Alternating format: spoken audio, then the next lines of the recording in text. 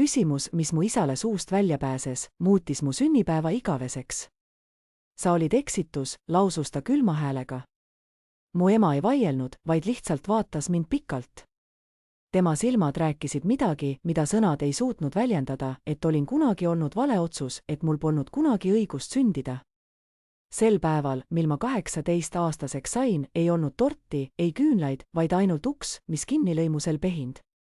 Ma lahkusin tühjalt, ilma rahata, ilma koduta ja isegi ilma nimega, mille kaunis kõla oleks mu elu kaunistanud.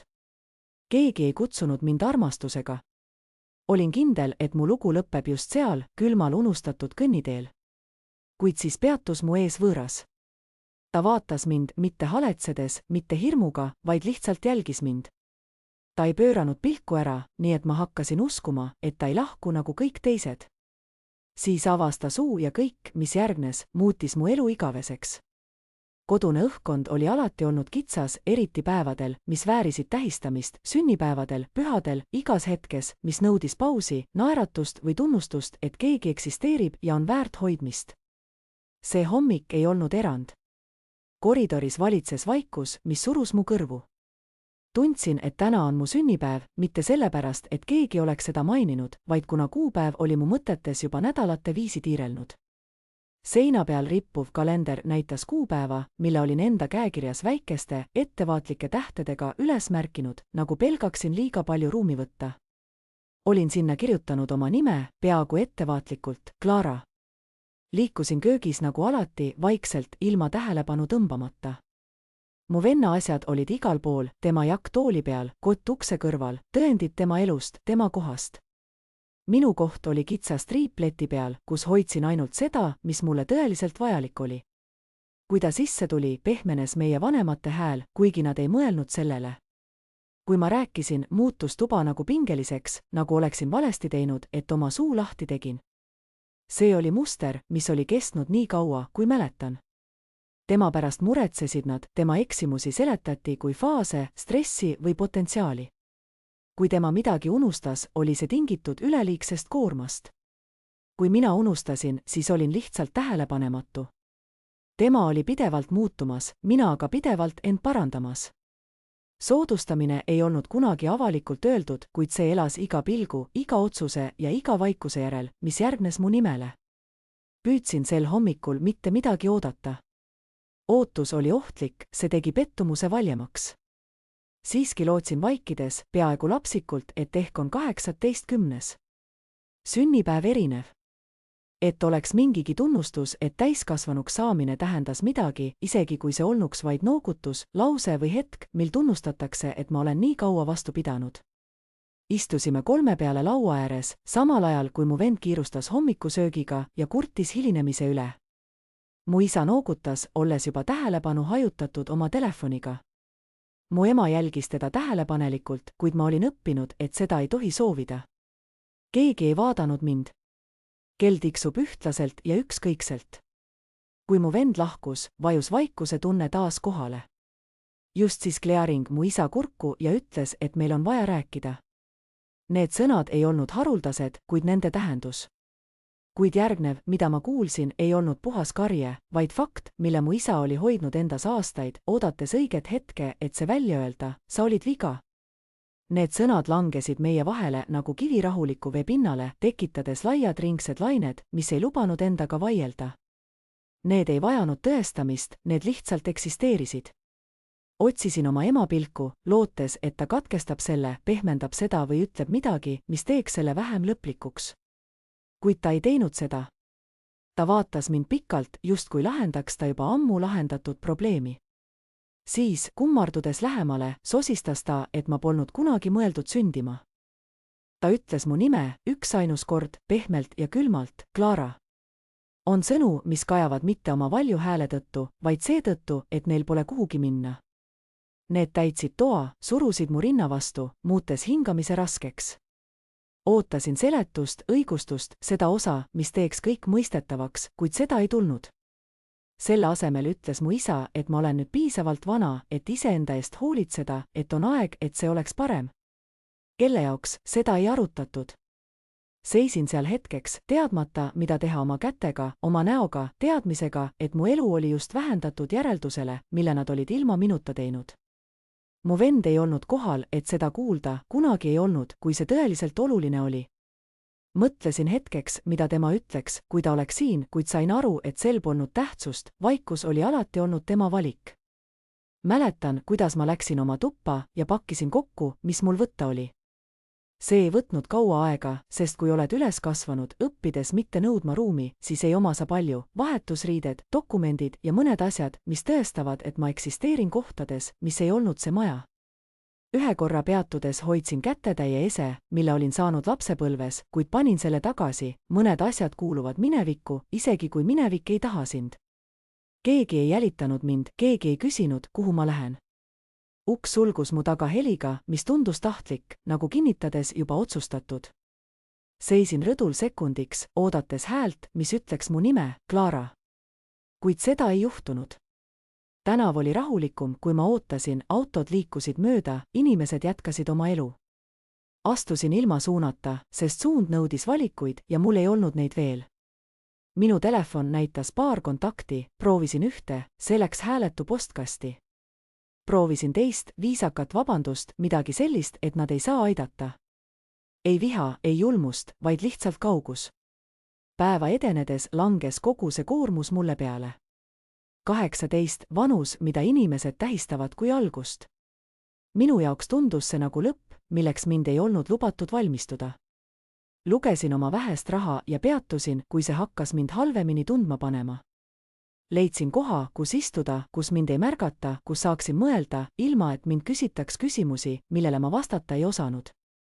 Mõtlesin just lahkunud majale, sellele, kui kergesti nad suudavad mind kustutada ja sellele, kuidas minu puudumine lihtsustaks asju, ei enam pinget, ei enam seletamist, ei enam Clara. Ja siis oli hetk, vaikne ja ohtlik, kui ma. Küsimused kestsid mu peas, kui ma kõndisin tühjades tänavates ning ma ei suutnud lahti lasta mõttest, et äkki oli mu olemasolu tõepoolest eksitus. Olin nagu komplitseering, mis ei sobinud kunagi plaani. See oli hirmutav mõte, et inimesed, kes mind siia maailma tõid, ei olnud kunagi plaaninud, et ma olemas olen. Olin nagu lainel, kes elab laenatud ajaga, oodates, et keegi märkaks ja vea parandaks. Päeva tumedamaks muutudes hakkas õhk jähedamaks minema. Tõmbasin oma jakki tihedamalt ümber ja püüdsin jääda hetkes, mitte lasta endal kaotsi minna mõtetesse, mis tahtsid mind alla neelata. Korrutasin endale, et pean lihtsalt öö üle elama. Homme saan ma kõik selgeks mõelda. Elu ei pea olema elegantne, see peab olema lihtsalt piisav. Esimesed paar kvartalit möödusid tuttavates tänavates, mis äkki tundusid võõrad. Iga maja meenutas, et inimesed olid seal sees, õhtusööki nautides, vaieldes, naerdes, elades viisil, mis ei sisaldanud mind. Kaevusin taskusse ja tundsin oma telefoni õhukest siluetti, mis oli raskem, kui see olema pidi, kuna see tähendas viimast habrast sidet inimestega, kes teadsid mu nime. Seisin piisavalt kaua paigal, et sirvida oma kontaktide loendit, kõhklema jäädes enne esimest numbrit. Kõne helises, kuni see iseenesest lõppes. Ma ei jätnud sõnumit. Rääkisin endale, et nad olid lihtsalt hõivatud, et see ei tähendanud midagi. Proovisin veel ühe numbri, kellegi, kellele olin kunagi kodutöös abiks olnud, kes oli mind nimetanud usaldusväärseks, mis tookord kõlas nagu kiitus. Seekord vastati. Hääl oli viisakas, murelik, kuid distantseeritud, justkui mure, mis hoiab kingi jalas, et vajadusel kiiresti lahkuda. Selgitasin piisavalt, et see mõistetav oleks, kuid mitte nii palju, et kõlada meelheitlikuna. Paus, enne kui vabandus voolas nende huulte vahelt, nagu oleks see juba ammu ootamas olnud. Nad ütlesid, et nad sooviksid aidata, aga et see pole just parim aeg ja et võib-olla keegi teine oskab paremini aidata. Aitäh, enne kui nad end ebamugavalt tundsid ja lõpetasin kõne ise, sest tundus tähtis mitte olla see, kellele ära öeldi. Pärast seda ei helistanud ma enam kellelegi. 2 katset olid piisavad, et õpetada, kuidas ülejäänud välja näeb. Keegi ei olnud julm, keegi ei slamminud ukse mu näo ees kinni, nad lihtsalt ei avanud neid. Sellise tagasilükkamise juures on eriline üksildus, selline, mis ei jäta ühtegi kurikaela, kellele osutada, vaid rea mõistetavaid valikuid, mis sind ei hõlma. kui päike madalamale vajus, langes tõde mu õlgadele nagu raske koorem, olin oma perest hüljatud ja nüüd polnud mul kuhugi minna, olles 18-aastane, välja arvatud edasi, sinna, kuhu elu mind viib. Leidsin pingiraami hooneäärsetelt aladelt, kus inimesed liikusid kindla eesmärgiga, kus ma võiksin sulanduda tausta, et mitte liiga kaua märgatav olla. Kontrollisin oma kotti uuesti, justkui midagi oleks mu silme eest paljunenud. Mõni $1 sularahas, mu idee käputäis asju, mis tõendasid, kes ma olin, kuid mitte, kus ma kuulusin. Ei mingit plaani, ei mingit turvavõrku. Püüdsin mõelda praktiliselt, sest paanika raiskab energiat ja energiat tundus mul olevat väga vähe. Öö varjus, kui linn hakkas igapäevaelust vabanema, leidsin end olukorras, kus pidin tegema raskeid valikuid. Olin pidevas otsingus varjupaiga järele, kus saaksin öö veeta, ilma et mind liigselt tähelepanu tõmbaks. Olin sunnitud kaaluma, kas väärikus on soojusest tähtsam, kas varjatud olemine on ohutum kui mugavus. Linn pakkus valikuid, mis ei tundunudki valikutena. Pimeduse saabudes jälgisin möödujaid, kes hõivasid ruume, mõtlemata sellele, kuidas nad seal olid. Nad lebasid seinte ääres, istusid kohvikutes, avasid uksi, kui neil oli sinna minna. Otsisin hoolikalt oma võimalusi, teades, et vale valik võiks mind haavatavaks muuta viisil, millega ma polnud valmis silmitsi seisma. Lõpuks valisin koha, mis oli piisavalt nähtav, et tunneksin end turvaliselt, kuid samas piisavalt ebaoluline, et mind ignoreerida. Istusin seal, tõmmates end kokku ja püüdes võtta võimalikult vähe ruumi, nagu oleksin varjatud vari. Mõtlesin sellele, kuidas olin enamikku oma elust harjutanud just seda oskust olla nähtamatu. See mõte, mis mind tabas, oli terav ja ebameeldiv, ent seda polnud võimalik ignoreerida. Minu hülgamine ei tähendanud, et ma olin kasutuks muutunud, see tähendas, et mind polnud valitud. Selline erinevus oli olulisem, kui ma oleks soovinud tunnistada. Kasutud asjad visatakse minema, kuna need ei täida oma eesmärki, valimata asjad jäävad maha, sest keegi on otsustanud, et need ei sobi. Minu sees tõusis vaikselt, kuid järjekindlalt küsimus, kui mu enda pereliikmed ei hoidnud mind, kui need, kes pidid mind toetama, olid mind ilma kahtluseta maha jätnud, kuidas ma siis suudaksin end ise koos hoida? Mu venna nägu ilmus mu mõtetesse ootamatult, mitte vihaallikana, vaid kui võrdluspunkt, mis ei kadunud.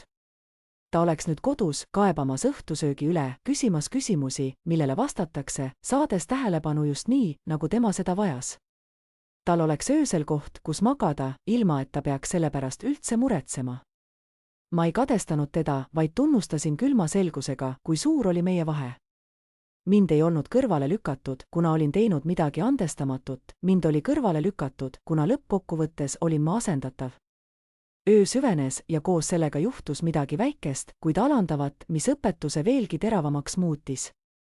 Liigutasin oma kotti lähemale jalge alla, kuid hetk hiljem märkasin, et midagi on puudu. Kontrollisin uuesti, seekord kiiremini, kui ärevus hakkas mind vallutama. Minu rahakott oli kadunud. Mõtlesin oma samme tagasi, püüdes meenutada, millal see võis kaduda, kuid detailsed mälestused hägustusid. Tõusin püsti ja vaatasin ringi, skaneerides nägusid, kellel polnud mingit põhjust mulle otsa vaadata.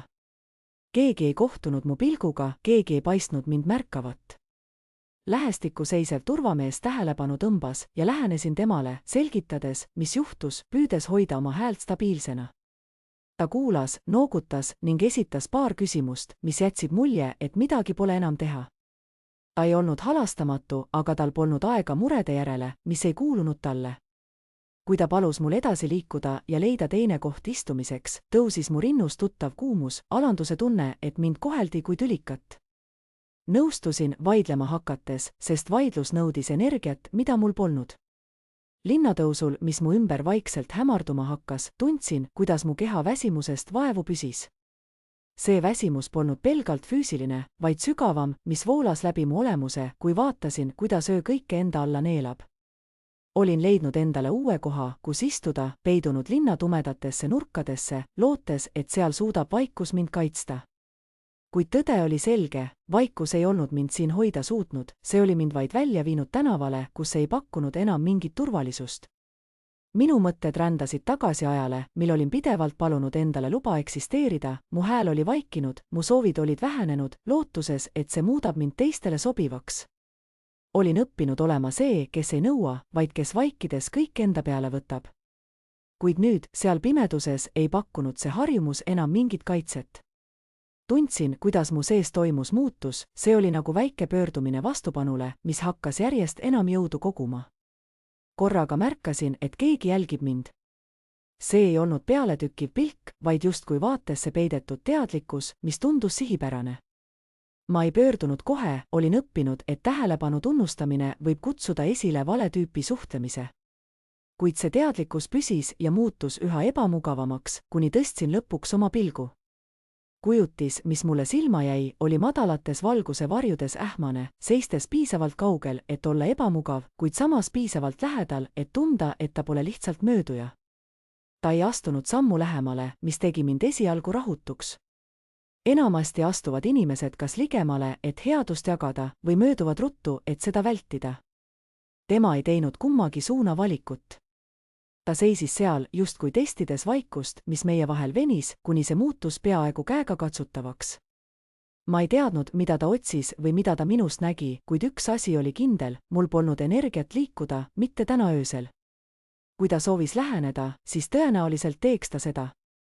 Kui ta tahtis minna, lubaksin tal lahkuda. Istusin seal juurdunud väsimuse ja kummalise, kangekaelse otsuse tõttu. Olin terve päeva jooksnud ja nüüd ei olnud mul jõudu enam pidevalt põgeneda.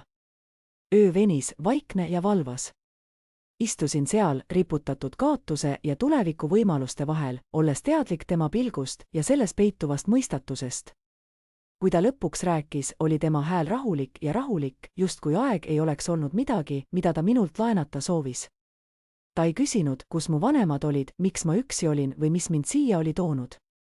Päeva jooksul oli juhtunud palju, kuid nüüd seisin ma pingil, tundes, et mind tabavad uued küsimused. Ta küsis minult midagi väikest, kuid teravat midagi, mis juurdus olevikus, mitte mineviku purustuses. Kui kaua sa plaanid siin istuda, tuli tema küsimus ootamatult. See tegi mind ettevaatlikuks, sest see eeldas, et mul oli plaan või vähemalt autoriteet selle koostamiseks. Avasin suu, kuid sulgesin selle kohe, taipades, et mul pole vastust, ilma et peaksin end selgitama. Selgitamine oli see, mida üritasin unustada. Ma ei tea, vastasin lõpuks. Sõnad tundusid ebapiisavad, kuid nad olid ausad. Ta noogutas, justkui sobiks mu vastus tema mõttesse, vajamata kohandamist. Siis küsis ta midagi, mis tabas mind tugevamalt kui esimene küsimus. Ta küsis, kas ma soovin edasi triivida või kas ma soovin struktuuri. Kuidas ta seda ütles, tegi selgeks, et kumbki valik ei toonud endaga kaasa mugavuse lubadust. Tundsin tuttavat tungi õigustada oma vastust, pehmendada seda, et end paremini esitleda. Kuid ta ootas ilma, et oleks mind sundinud ja see ootus muutus survestavaks, kuid hoopis teises suunas. Tahtsin, et see hetk mööduks, et jääda just sinna, kus olin, kuna see ei nõudnud mingit riski. Kui ma vaikisin, ei seganud ta seda, ei lohutanud mind, ei sundinud valikut midagi üllasena nägema. Ta lihtsalt ootas. Ja see ootus andis mõista, et mis iganes edasi juhtus, oleks lõpuks minu vastutus. Lõpuks ütlesin, et riivimine ei olnud seni hästi välja kukkunud. See ei olnud nutikas ega julge, aga see oli piisav. Ta noogutas uuesti ja siis rääkis, mida ta mulle pakkuda sai. Kuidas ta seda tegi, muutis kõik. Ta ei öelnud, et võtab mind enda juurde, ega et ta aitab mul jalule tõusta. Ta kirjeldas tingimusi, nagu keegi, kes selgitab lepingut, selgelt ja ilma kaunistusteta. Oli koht, kus ma saaksin ajutiselt viibida, mitte määramatult, ja see ei olnud tasuta. Selle eest tuli teha tööd, tõelist tööd, mis nõudis õigel ajal kohal olemist ja reeglite järgimist, mis ei paindunud minu tunnete järgi. Seal olid ootused ja piirid ja ei olnud garantiid, mis juhtuma hakkab. Ta tegi selgeks, et olen täiskasvanud, et ma võin keelduda, et see kokkulepe ei nõudnud tänu ega truudust üle selle, milles olime kokku leppinud.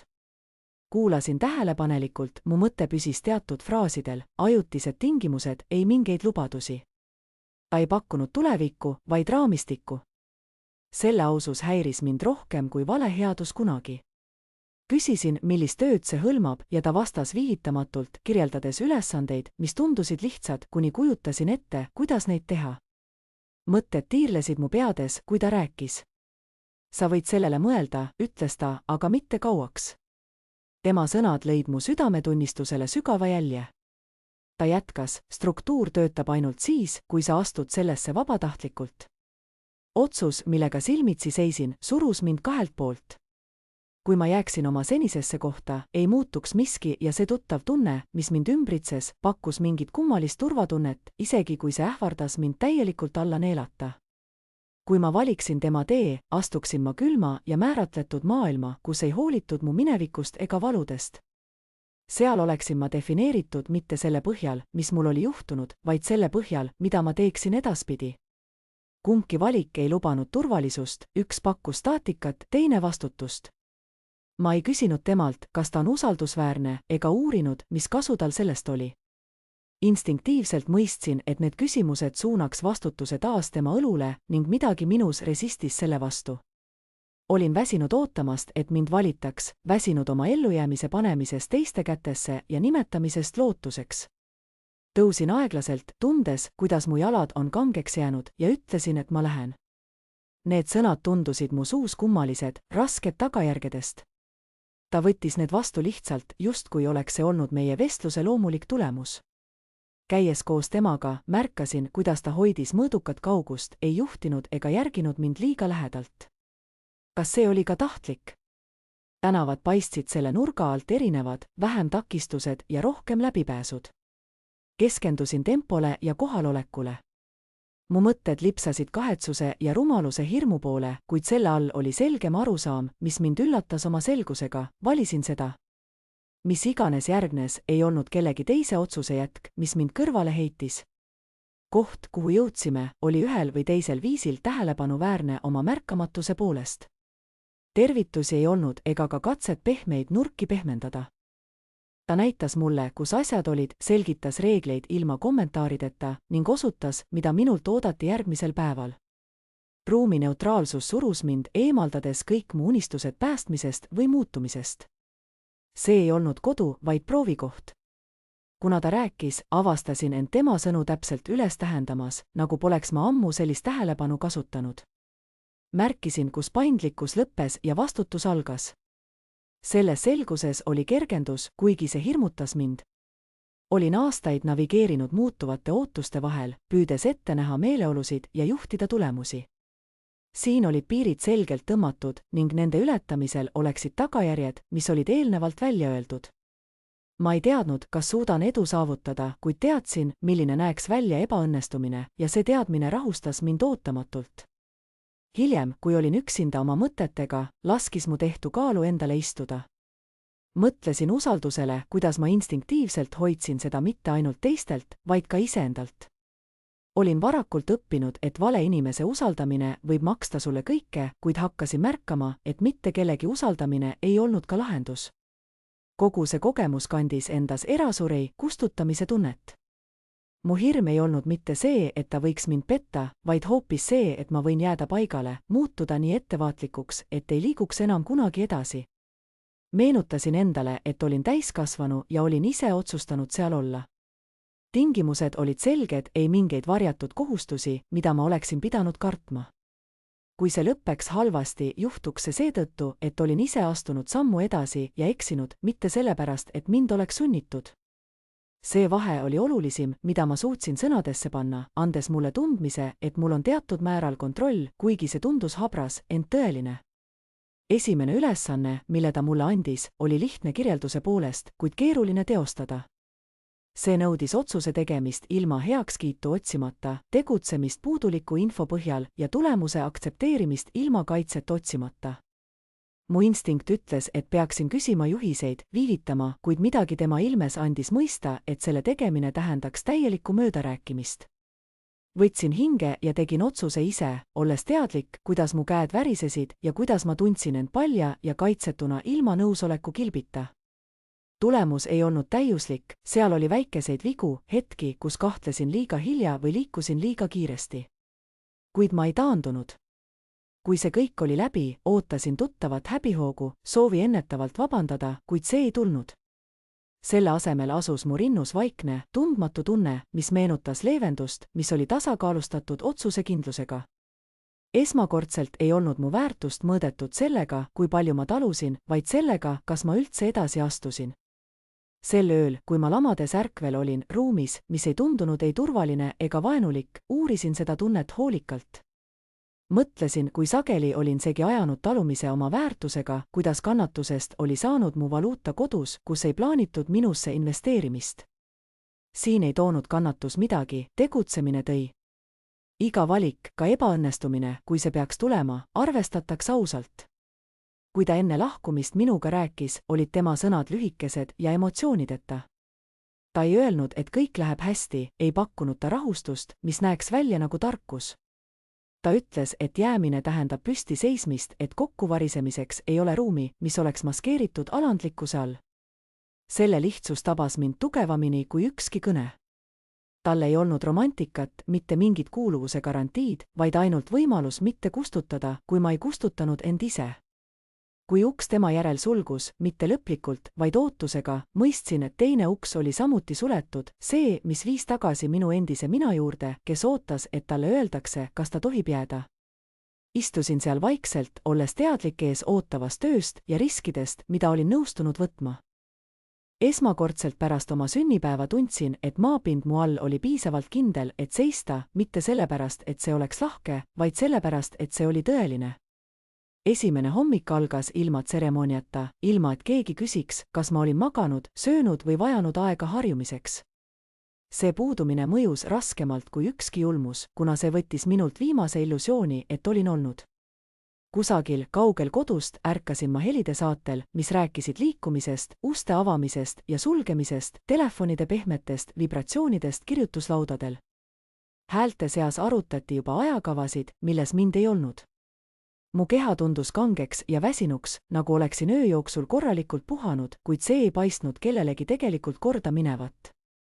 Mind suunati paika, anti ülesannete loetelu ja määrati nurgalaud avatud kontoris, kõik see külma ja neutraalse tooniga, nagu räägitaks mitte inimestest, vaid seadmetest. Investeeringufond töötas täpsuse nimel ning ma õppisin kiiresti, et mu nimi ilmus ülesannete tahvlile nagu silt, täpne, isikupäratu ja piisav vaid selleks, et näidata, kuhu vastutus langes. Keegi ei küsinud mu mineviku kohta, keegi ei näidanud huvi, isegi ei lubanud endal hetkeks kõhklema jääda. Ma ei olnud kõrvale tõugatud, kuid mind ei kaitstudki. Siin, selles keskkonnas, ei tähendanud kohalolek kaitset. Kõik toimis oma sisemise loogika alusel, mis ei paindunud isiklike ajaloo või ütlemata haavade järgi. Protsessid olid juba käimas, enne kui ma neid puudutasin, sõltuvused kaardistatud ette, otsused ootasid heakskiitu, olgu mul arusaam neist või mitte. Juhised tulid puhtalt ja selgelt, ilma seletusteta. Minu tähelepanu kitsenes ainult sellele, mida tuli teha, millal ja mis juhtub, kui ma ebaõnnestun. Ühel hetkel ütles mees, kes mind siia tõi, selle otse välja, mitte õppetunnina, vaid faktina. Küllaltki kõigil on põhjust kaevata, kuid ainult need, kes tulemusi toovad, jäävad, lausus ta, nagu seletaks keegi mingit piirangut. Selle lause külm tuulehoog liikus ruumis, tõustes mu õlgadele enne, kui mu mõtted selle kätte said. Tundsin, kuidas see tekitab pinget, mida ma ei lasknud endale teadlikult tekitada, sest olin kogu oma elu üle elanud, taludes ja surve alla jäädes, vale arusaama tõttu, et talumine on väärtus. Siin ei olnud talumine enam väärtus, see ei kajastunud aruannetes, ei mõjutanud tulemusi, see lihtsalt kadus taustale. Töötasin inimestega, kes liikusid tõhusalt, kuid see ei olnud lahkuse tõttu. Ma mõistsin kiiresti, et keegi ei vihka mind, nad lihtsalt ei vajanud mind veel. Mu kohalolek oli ajutine, sõltuv sellest, mida ma suudaksin täita, mitte sellest, mida ma olin läbi elanud. See eristus muutis maapinna mu jalgade all. Juhiseid anti kord või kaks, mitte kunagi rohkem. Kui vigu juhtus, ei dramatiseeritud neid, vaid need kanti lihtsalt kirja, ajatempli ja märkmete näol, vaikne märk süsteemis, mis mäletas emotsioonideta. Minu väikse vea puhul ei järgnenud karistust ega loengut, see muutus lihtsalt ridadeks, mis olid mu nimega seotud. Märkasin seda alles hiljem, nagu oleks uuendus lisatud ilma kommentaarideta ja selle püsivus häiris mind rohkem, kui viha oleks teinud. Nii lühidalt ja teravalt taipasin ma, kui ebaefektiivsed olid mu vanad strateegiad siin. Kodus oli vaikus ostnud mulle aega, pehmendanud lööke, vähendanud tähelepanu ja võimaldanud mul jääda märkamatuks. Süsteemi vaikus tõlgendati kui puudumist. Iga kord, kui ma ei rääkinud käigus, kui ülesanne kellegi teise kätte anti, langetati otsused ilma, et ma oleksin saanud sekkuda. ma vaatasin, kuidas see juhtus korduvalt, vastutus libises minust mööda, kuna ma ei olnud seda piisavalt varakult kindlalt enda alla võtnud. Minu eest ei karistatud, vaid mind muudeti ebaoluliseks ja see ebaolulisus oli kiireim tee välja. See arusaam teravnes väikese, kuid olulise juhtumi käigus. Üks ülesanne edenes puudulike parameetritega, mitte katastroofiliselt, aga piisavalt, et vajada parandamist. Mina olin kohal arutelus, kuid ei selgitanud sõltuvust ning vastutus suundus minule. Ei ühtegi süüdistust, ei ühtegi pahameelt, vaid kaal, mis langes sinna, kus see kohtas kõige vähem vastupanu. Vanad refleksid tõusid kohe pinnale, instinkt võtta endale see vastutus, et olukorda siluda, kuigi see polnud täielikult minu oma. Mu suu avanes enne, kui ma otsustasin rääkida, siis sulgus taas mõneks sekundiks. Ma viibisin selle valikupiiril, teades, kui tuttav see tunne oli, kui lohutav oli kaduda vastutuse alla. Alternatiivne tee tähendas aga paljastamist, rääkimine tähendas katkemist, tähelepanu tõmbamist, ärrituse riskimist. See tähendas, et ma panen end otsustusprotsessi sisse, mitte alla. Mu käed värisesid kergelt ja ma surusin need laua serva vastu, et end rahustada, mitte sellepärast, et tundsin end julgena, vaid kuna ma mõistsin vanade mustrite kordamise hinda. Ma korjasin eeldused rahulikult üles, esitasin faktid, kuidas nad olid, selgitasin, mida ma omasin ja mida mitte, ning võtsin vastutuse ainult selle eest, mis tegelikult mulle kuulus. Ma ei pehmendanud seda, ei seletanud üle, mu hääl püsis pinges kaua pärast seda, kui olin lõpetanud. Tagajärjed olid vaiksed, nagu tõelised süsteemid reageerivad. Ei ühtegi tänu, ei ühtegi vabandust, protsess lihtsalt kohandati. Ülesanne suunati õigesti ümber, arutelu liikus edasi, kuid midagi oli muutunud. Juhised hakkasid minuni otseselt jõudma, mitte minu ümber. Ülesanded ei langenud enam automaatselt mu vaikimise varju.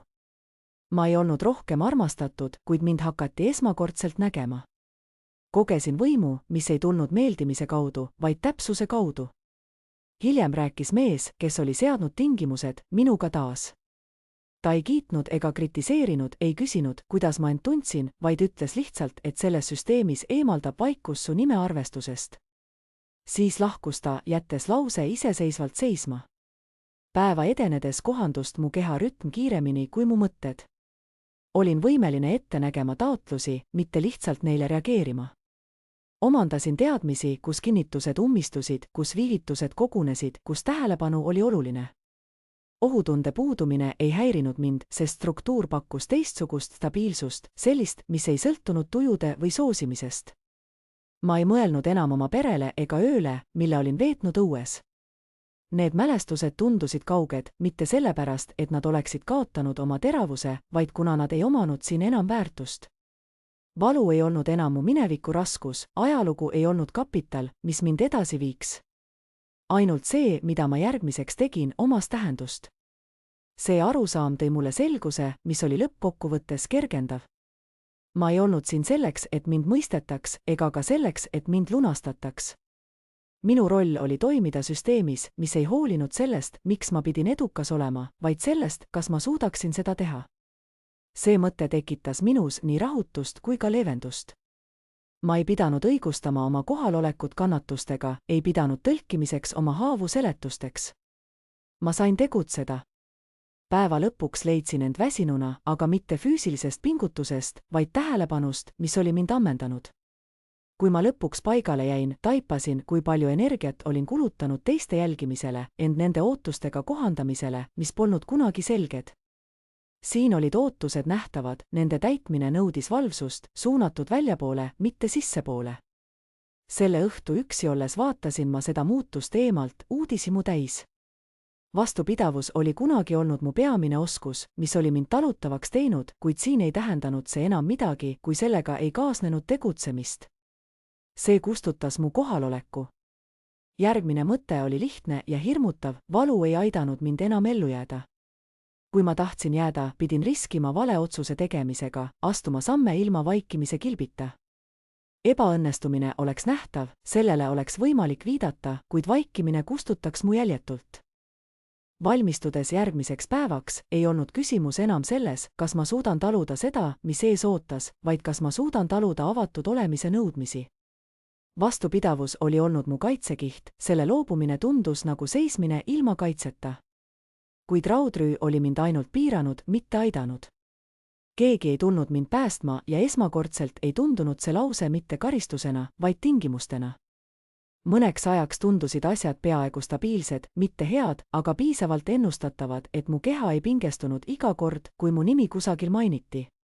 Otsisin seda esmakordselt oma õlgades, kuidas need enam automaatselt ei pingestunud, kui keegi mu laua lähedal peatus. Ma õppisin päevade rütmi, kuidas ülesanded süsteemi kaudu saabusid, vaikseid signaale, mis tähendasid, et midagi vajas tähelepanu enne, kui see eskaleerus. Ma ei saanud kiita, aga ka ei saanud ma tihti parandusi ja see paranduste puudumine hakkas tunduma eduna. Küsimus, kuidas jääda ja eksisteerida siin ilma ülevaatamise või kriitika äratamiseta, hirmutas mind, sest see tundus teenitud. Illusioon ei tulnud äkitselt, vaid hiilis sisse väikeste operatiivsete hetkede kaudu, kuidas inimesed lõpetasid mu sisendite topeltkontrollimise, kuidas mu uuendused ei kutsunud enam esile järgnevate küsimuste voogu, kuidas mu kohalolek ei katkestanud arutelu kulgu. Hakkasin uskuma, et pädevus võiks olla midagi, millesse ma võiksin vaikselt ja ilma riskita kasvada. Jõudsin järeldusele, et järjepidevus on piisav, kui ma hoian pea madalal ja toimingud on puhtad, suudan vältida teravaid servi, mis mind varem lõhkasid. Ma liiklesin efektiivselt. Käisin läbi oma elu, jälgides, kuidas iga detail oli dokumenteeritud ning rääkisin ainult siis, kui see oli tõeliselt vajalik. Iga kord, kui raporti tsükkel lõppes probleemideta, tundsin ettevaatlikku kergendust. See oli strateegia, millega olin harjunud, lihtsalt nüüd oli see vormistatud operatiivkeelde. Võttis mul liiga kaua aega, et mõista, mis see tegelikult oli. Esimene tõeline proovikivi ilmus, maskeerituna tavalise ülesandena. See ei näinud ohtlik välja, kuni see nõudis minult sammu edasi astumist, mitte külgsuunas. Tehniliselt polnud ülesanne keeruline ja see oligi osa lõksust. Tööülesanne ei tulnud koos kontrollnimekirjaga, vaid ebapiisava teabe, lühikese ajaraami ja otsustusakna, mis kuulus sellele, kes selle endale nõudis. Mind teavitati, et see ülesanne on minu jaoks ja need sõnad kandsid endas kaalu, mida ma polnud valmis taluma. See kasvas aeglaselt mu õlgadele, muutes mind samal ajal pikemaks ja habrasemaks. Noogutasin ja võtsin materjalid, mu käsi püsis kindlalt paigal, kuid pulss hakkas juba tõusma. Ma nõustusin ilma kõhklusteta, sest keeldumine oleks olnud valjem ebaõnnestumine ja midagi minus soovis uskuda, et olen valmis. Kuid niipea, kui jäin selle teabe juurde üksi, hilis kahtlus sisse, vaikne ja söövitav. Istusin seal, teave laiali ees, korduvalt üle vaadates samu numbreid ja märkmeid, justkui kordamine võiks muuta ebakindluse selguseks. Nägin liiga palju võimalikke tulemusi, liiga palju tagajärgi ja liiga palju viise, kuidas eksida. Vanad hirmud surusid end peale, kui ma otsustan ja ebaõnnestun, siis seondub mu nimi jäädavalt tulemusega. Kui ma ootan, astub keegi teine sisse ja ebaõnnestumine jääb vaiksemaks, lihtsalt protseduuriliseks, kergemini ellujäävaks. Otsus seisis mu ees, nõudes tegevust ja vastasin nagu alati, külmusin ja nimetasime seda ettevaatlikkuseks. Aeg möödus, kui kaalusin võimalusi, mis ei vajanud kaalumist. Iga mööduv minut tundus samaaegselt ohutu ja ohtlik. Kontrollisin detaile, mis ei muutnud otsust, kohandasin muutujate, mis ei olnud otsustavad ja ütlesin endale, et olen põhjalik. Veensin end, et leevendan riski, tõde on aga see, et vaatasin otsustusakna sulgemist, lootes, et keegi sekkub, enne kui pean tegutsema. Kui selgus lõpuks saabus, oli see juba liiga hilja. Ülekandmine oli juba toimunud, otsus oli tehtud kuskil mujal. Tagajärjed avanesid dramaatikata, efektiivselt, dokumenteeritult ja pöördumatult. Vaatasin, kuidas keegi teine astus sisse, et stabiliseerida see, mille ma polnud suutnud kindlustada. Keegi ei tõstnud häält, keegi ei süüdistanud mind otse. Parandus oli puhas ja protseduuriline ning just see tegi selle haiget. Vastutus ei tühistatud valjusti, vaid lihtsalt jaotati ümber. Tundsin seda muutust kohe, kui omamine liikus minust eemale ja asus mujale. Kaotus maandus tuima lõplikkusega. See polnud karistus, vaid kohandamine ja selliseid kohandusi ei pöörata harva tagasi ilma põhjuseta. Selle kaal surus mu peale aeglaselt, andes mulle aega mõista, mida olin teinud. Ma ei olnud ebaõnnestunud, kuna mul puudus võimekus, vaid seetõttu, et ma ei suutnud otsustada. See taipamine lõikas sügavamalt, kui ükski noomitus oleks suutnud. Oli hetk, mil süda tuksus kiiremini, kui ma mõistsin, et olen jõudnud mineviku külge, millest olin üritanud eemale hoida. Olin endale õpetanud, et tegutsema peab ainult siis, kui olen täiesti kindel. Olen harjunud vaikima, kui mind ei kutsuta, ja valima alles siis, kui hind on selgelt teada. Eksimusi polnud kunagi vaadatud õppimise võimalusena, vaid tõendina, mis kehtestab minu väärtuse. See mõte kerkis pinnale valusalt selgelt, ma ei kartnud ebaõnnestumist, vaid seda, et mind tunnistataks ekslikuks. See vahe oli oluline. Ebaõnnestumine oli sündmus, ekslikuks olemine aga kohtuotsus, mis jäi mind kummitama isegi pärast hetke möödumist. Olin õppinud seda kohtuotsust vältima, hoides end eemal riskidest, viibides kitsastes raamides, kus ei olnud midagi, mida minule saaks omistada. Kuid siin, selles kohas ei eksisteerinud sellist turvalisust ja mu vanad instinktid olid mind reednud, kui mulle esmakordselt tõeliselt võimalust pakuti. Mees, kes juhtis kogu struktuuri, kutsus mind kõrvale. Automaatne reaktsioon sundis mu lõualuud pingule minema, enne kui ta sõna võttis. Kuid tagajärjed ei tulnud sellisel kujul, nagu olin oodanud.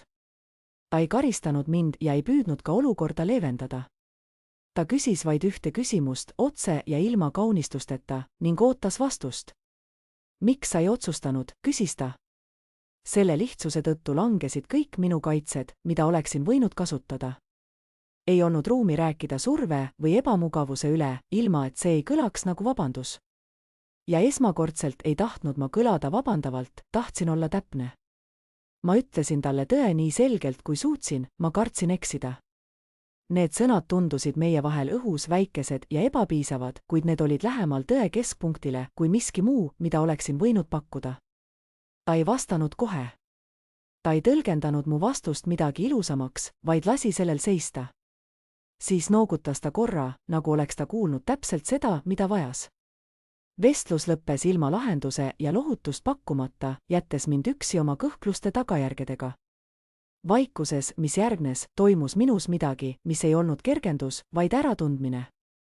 Esmakordselt nägin oma käitumismustreid ilma enesekehtestamise uduta. Nägin, kui sageli olin seganud ellujäämise ja ohutunde, kui tihti olin tegutsemist edasi lükanud, kuni võimalus kadus ja nimetanud seda ettevaatlikkuseks. Ma ei jutustanud endale lugu kasvust või vastupidavusest, ei raamistanud ebaõnnestumist kui õppetundi, mille servad oleksid kenasti sätitud. Ma lihtsalt aktsepteerisin seda kui oma.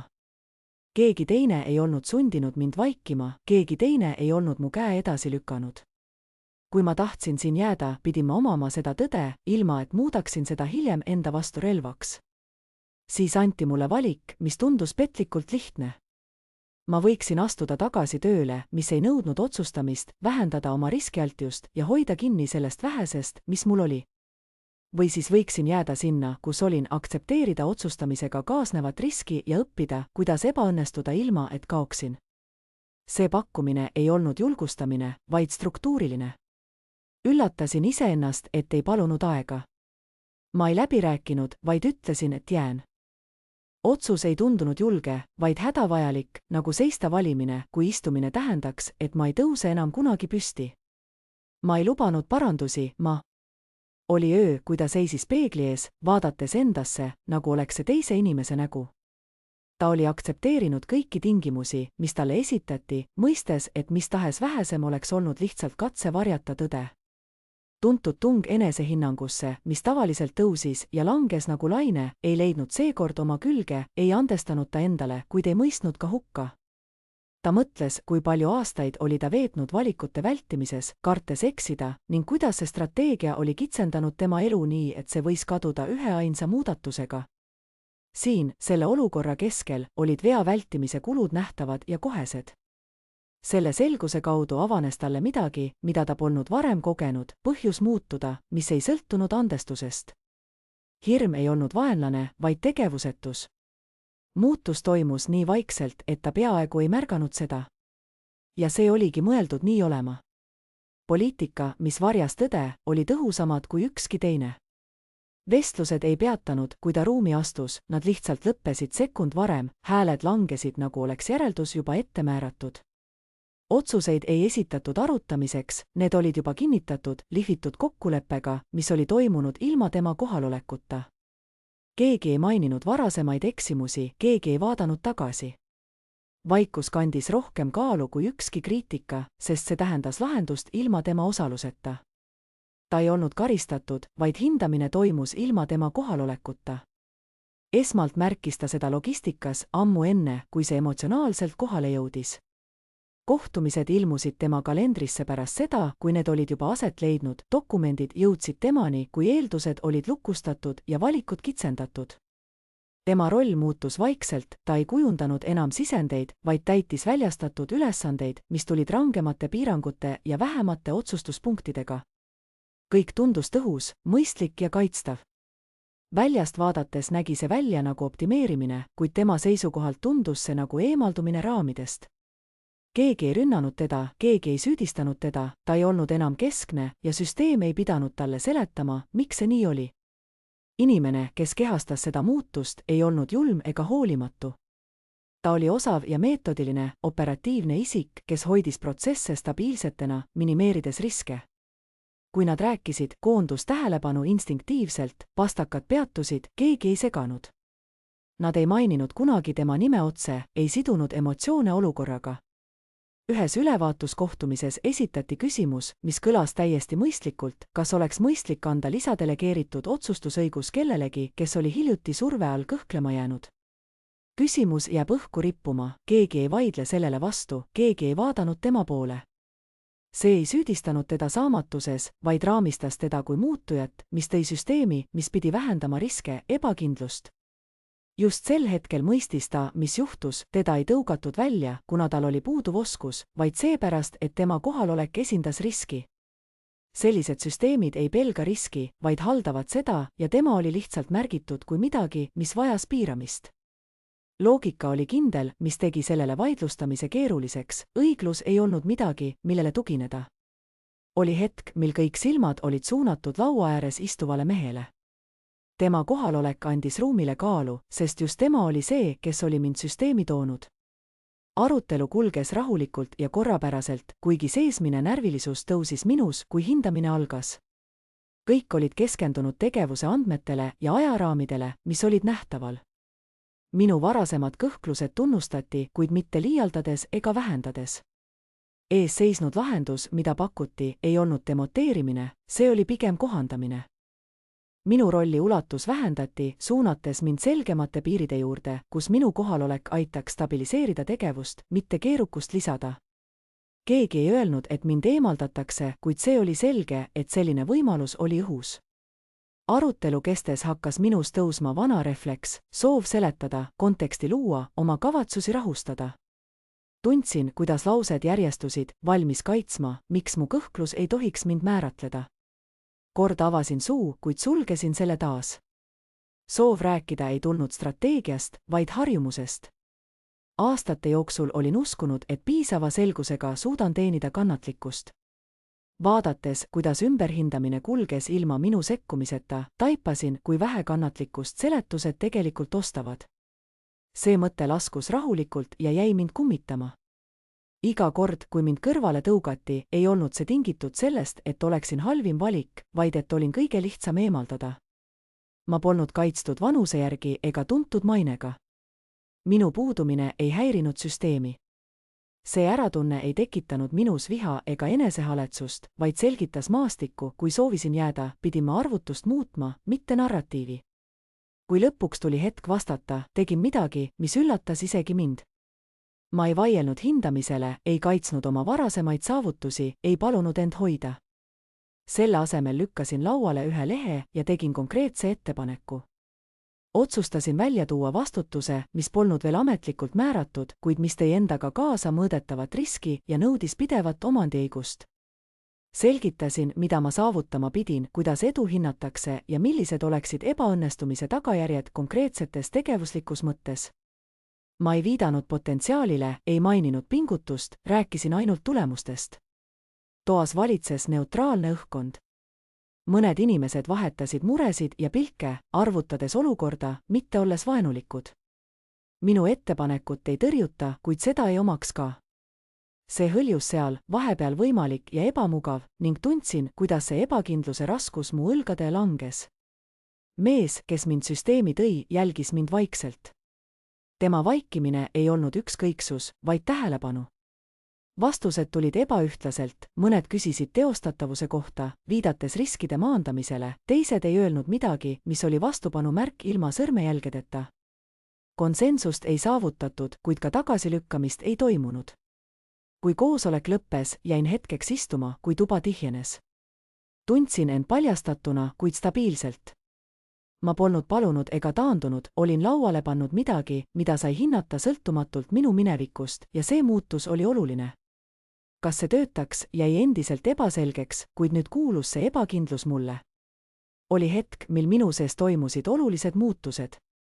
Olin vaikselt mõistnud, et oodata valimist tähendas lasta teistele otsustada, kui tähtis ma olen. Kui ma tahtsin jääda, ei saanud ma loota teistele, vaid pidin muutuma süsteemile vajalikuks, et nad ei saaks mind lihtsalt kõrvaldada. See arusaamine ei teinud mind kartmatuks, kuid see teravdas mu tähelepanu. Hirm muutus millegiks, mida hallata, mitte signaaliks taganemiseks. Alustasin vastutuse ettevalmistamist, mille olin endale seadnud, teades, et minu valmisolek paistab silma. Ma töötasin vaikselt, kaardistades sõltuvusi, luues varuplaanid ning tuvastades, kus risk võiks olla talutav ilma struktuuri destabiliseerimata. Kui otsus lõpuks langetati, tuli see ilma igasuguste tseremoonialike rituaalideta. Vastutus määrati mulle koos tingimustega, mis olid selged. Keegi ei õnnitlenud mind, keegi ei hoiatanud mind. Esmakordselt tundusid tingimused õiged, kuigi ohutusse nurka taganeda polnud. Risk kuulus mulle. Ma ei tundnud end võitjana, vaid tähelepanelikuna. See ei olnud pääste ega auhind, vaid katsumus, mille ma olin endale ise seadnud.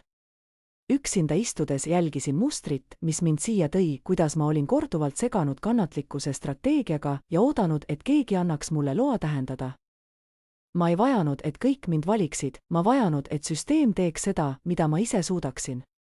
Seistes paigal ei olnud ma neutraalne, vaid elimineeritud vaikimisi. Kui valmistusin tööks, mida keegi ei soovinud, tundus julgustuse puudumine peaaegu rahustavana. Ei olnud narratiivi, mille vastu esineda, ega ootusi, mida rahuldada. Olin lihtsalt töö juures, koos riskiga, mida see endaga tõi. Kui ma ebaõnnestuksin, teaksin ma täpselt, miks, ja kui ma õnnestuksin, ei oleks see seetõttu, et keegi oli mulle võimaluse andnud, vaid seetõttu, et olin teinud end väärt panust. Päevad enne selle toimumist olid vaiksemad, kui ootasin, mitte seetõttu, et surve oleks vähenenud, vaid seetõttu, et keegi ei olnud enam kohal, et seda minu eest kanda. Kui vastutus ametlikult minu kätte anti, kadus juhendamine täielikult.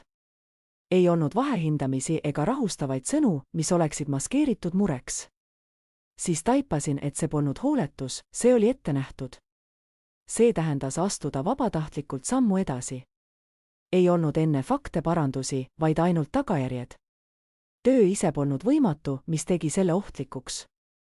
See sobis liiga hästi mu tugevustega, et seda kõrvale heita, kuid tuli kokku surutud ajaraamide ja ebatäiuslike tingimustega, mis ei jätnud vigu teha. Andmed olid puudulikud, sõltuvused muutusid, välistest muutujatest keeldusid koostööst. Väljastpoolt nägi see välja kui vale aeg. Mõned inimesed vihjasid sellele ettevaatlikult, nende hoiatavad sõnumid oli sõnastatud sõbralikkuse vormis, et nad ei peaks tulemuse eest vastutama. Ma kuulasin, kuid ei vastanud. Keegi neist ei omaks tulemust. Kuna arvamusi tuli üha juurde, tunnustasin ma mustrit kohe.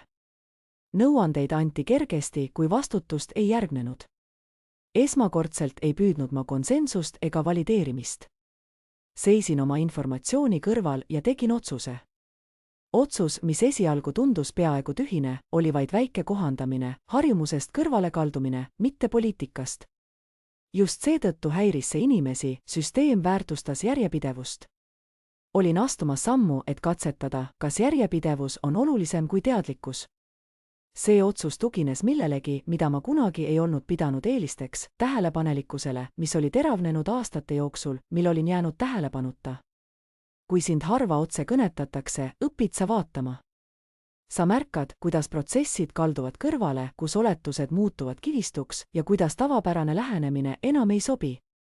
Hetk, mil ma nägin seda vale suunda selgelt, ei tulnud see mitte geniaalsusest ega intuitsioonist, vaid observatsionist, mille lõpuks rakendasin. Ma ei kuulutanud muudatust välja ega kaitsnud seda eelnevalt.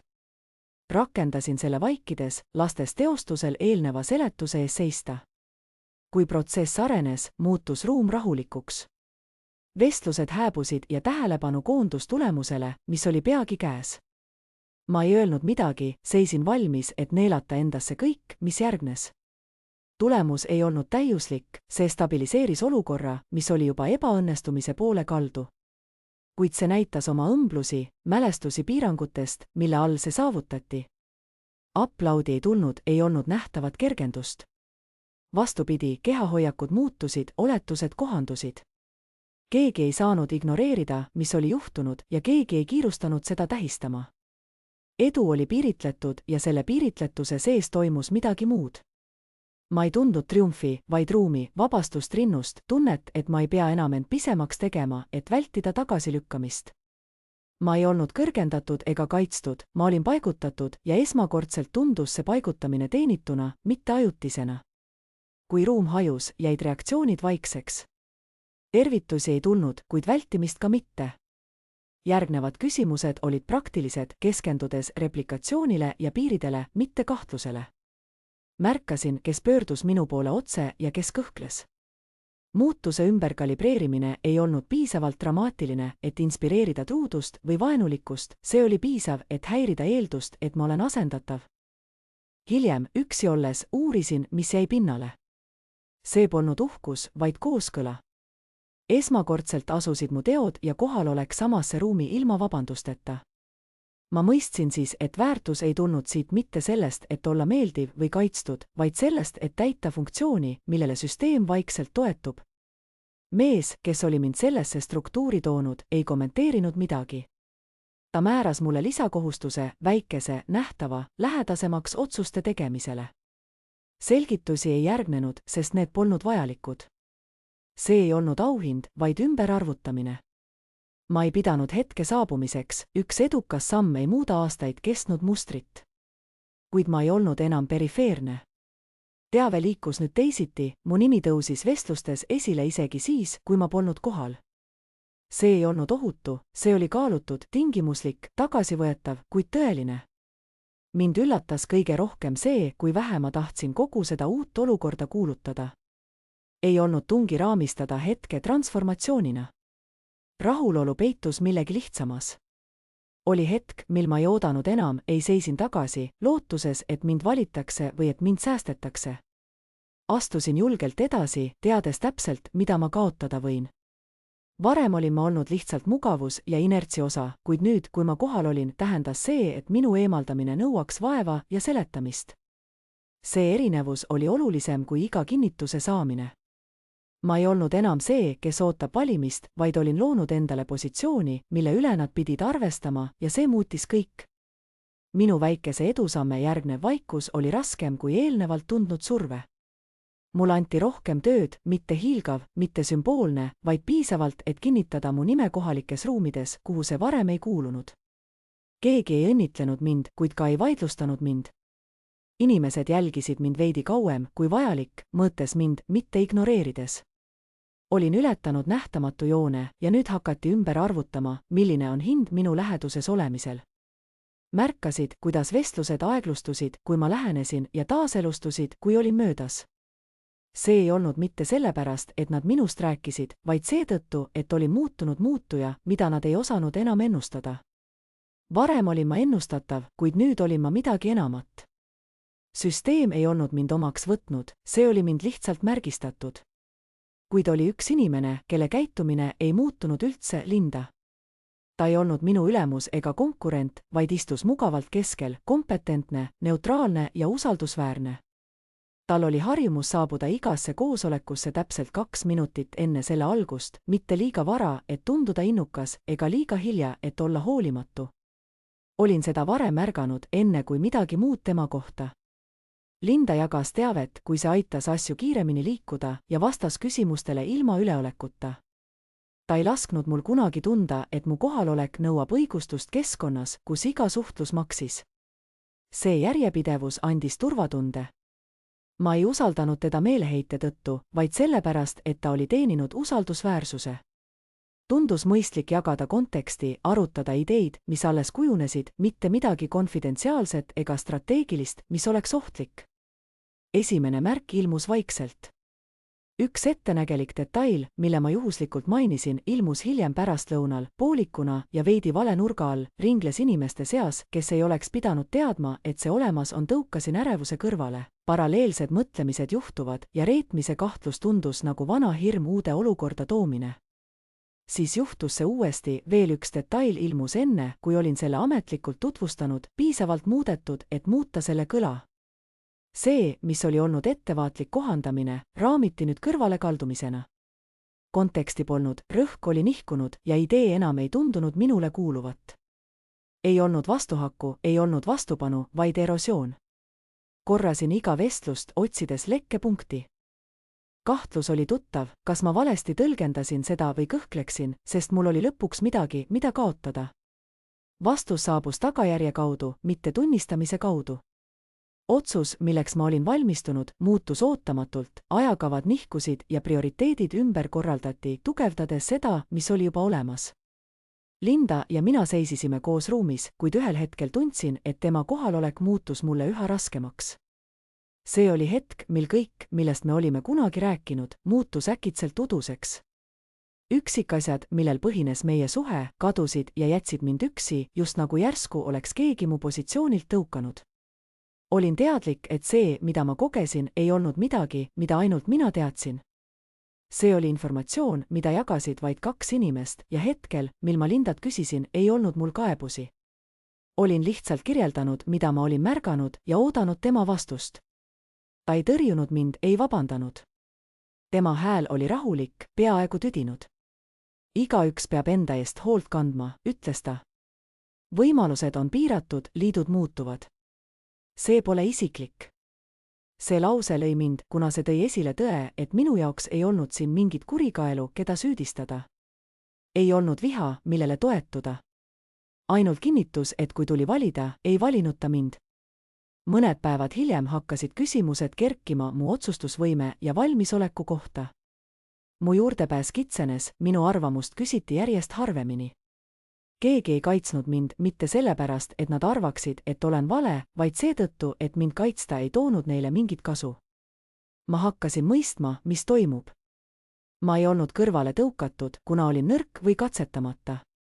Mind liigutati, sest keegi teine oli otsustanud, et ma olen asendatav, et toetada oma stabiilsust.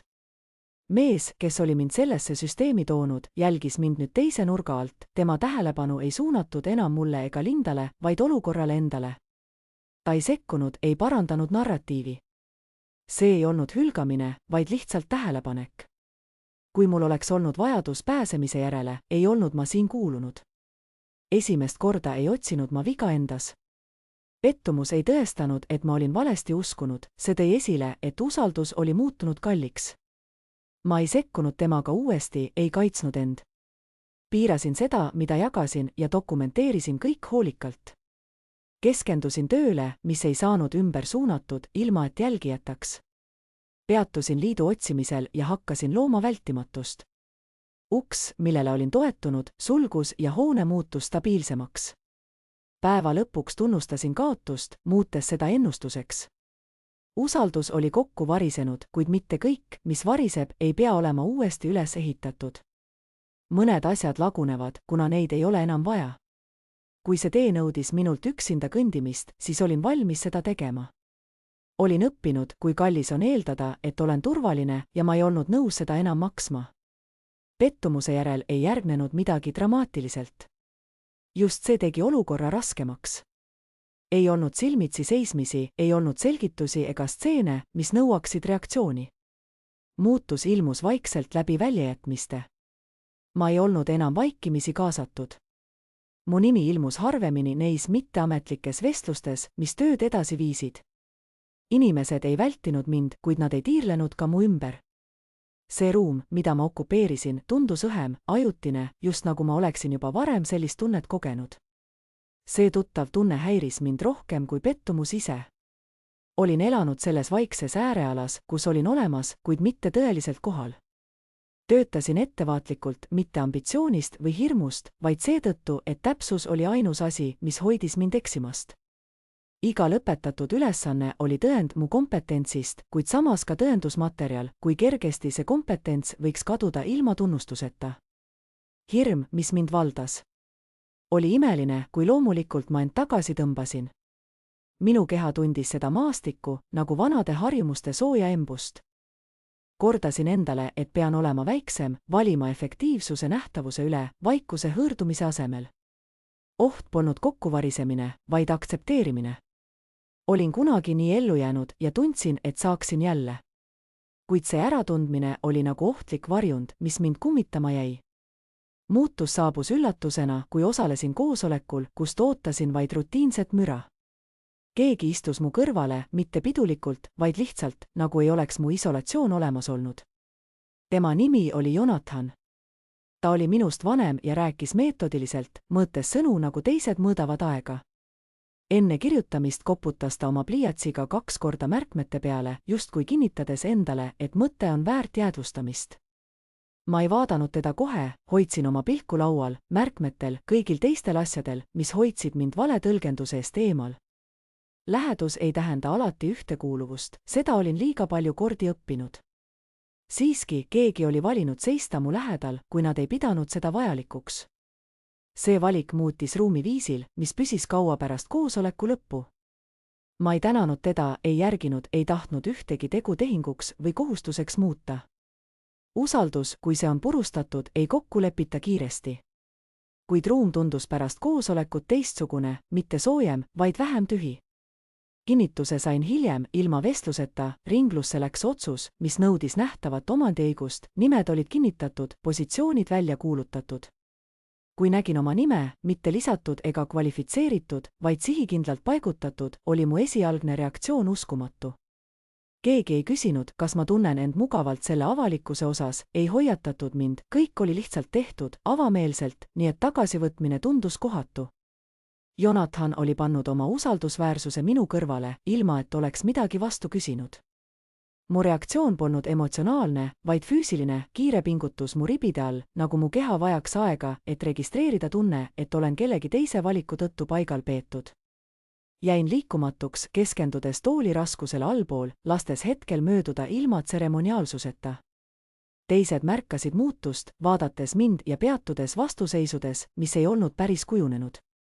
Loodud narratiiv mu ümber muutus vaikselt, kuid kindlalt, ma polnud enam lihtne muutuja, keda eemaldada. Linda, kes oli mind varem alandanud, vältis mu pilku täielikult, tema kohalolu vähenedes ilma kommentaarita. Siin polnud rahuldust, tasakaal oli lihtsalt muutunud. Mis mind kõige enam üllatas, oli, kui puhas toetus tundus. Ei olnud ootusi, ei olnud kutseid end seletada. Kui me hiljem rääkisime, oli see töö, ajakavad, piirangud, järgmised sammud, mitte midagi isiklikku, mitte midagi sümboolset. Uurimise puudumine lõi turvatunde, mida ma ei osanud isegi nimetada. Võib-olla ei oleks arvatud, et see, mis juhtus, mu elu igaveseks muudab. Ei olnud vajadust, et mind mõistetaks, et ma saaksin end selles piiratuses hoida. Leidsin ruumi hingamiseks, eksisteerisin narratiivita, õigustusteta. See lihtsus andis mulle rohkem kindlust, kui kunagi varem oli suudetud pakkuda. Esmakordselt taipasin, et mitte kõik toetused ei nõua lähedust, mõned toetused lihtsalt eemaldavad kustutamise ohu. Meie suhted olid täpsed ja piiritletud, rääkisime tulemustest, mitte pihtimustest. See piir, mis meie vahel oli, tundus olevat kavandatud, kaitsev, mitte distantseeriv. Meie töö muutus keeleks, mida jagasime, ja selle sees asendas selgus ettevaatlikkuse.